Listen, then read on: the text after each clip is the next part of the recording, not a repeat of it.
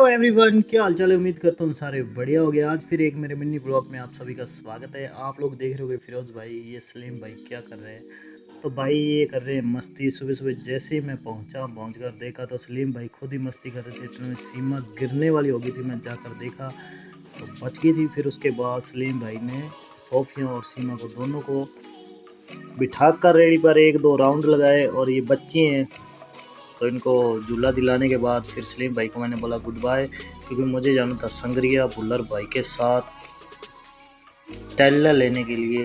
भाई मैं आप सबको बता देता हूँ, संग्रिया में जाकर मेरे को ई रिक्शा नहीं मिला। पूरी मार्केट घूमने के बाद मेरे साथ विकी भाई थे भुल्लर जाने की, हम दोनों को नहीं मिला भाई। हम पहुँच के देखने के लिए टेल्ले, और टेल्ले देखने के बाद हमारा बिल्कुल ही मन, टेल्ले बहुत ही सस्ती मिलती है संग्रिया में मैंने माना, लेकिन टेल्ले देखने के लिए भाई जो लड़का हमें दिखा रहा था बार बार ना, वो तो ऐसा माल दिखा रहा था जैसे हमने कभी देखा ही ना हो। तो मैंने बोला बुल्लर को यहाँ नहीं, अब दूसरी शॉप पे चलते हैं, वहाँ पर जाकर बढ़िया मिलेंगी।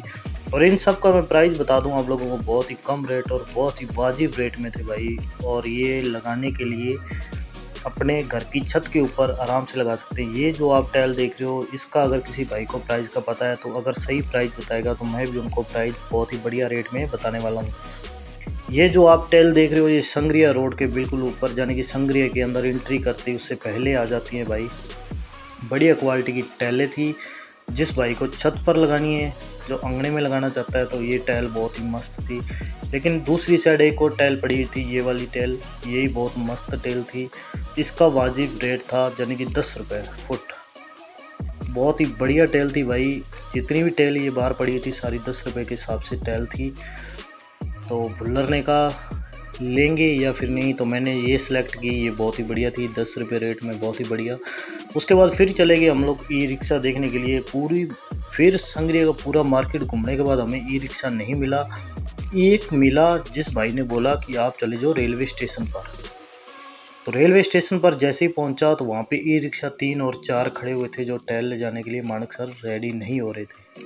तो ये भाई रेलवे स्टेशन संग्रिया का, तो 3 ई रिक्शा खड़े हुए थे। ये भाई को मैंने बुला लिया था, तो मैंने बोला चल ठीक है भाई, निकल यहाँ से, टहले लोड करवा के और मानकसर छोड़नी है तो कितने रुपए लोगे।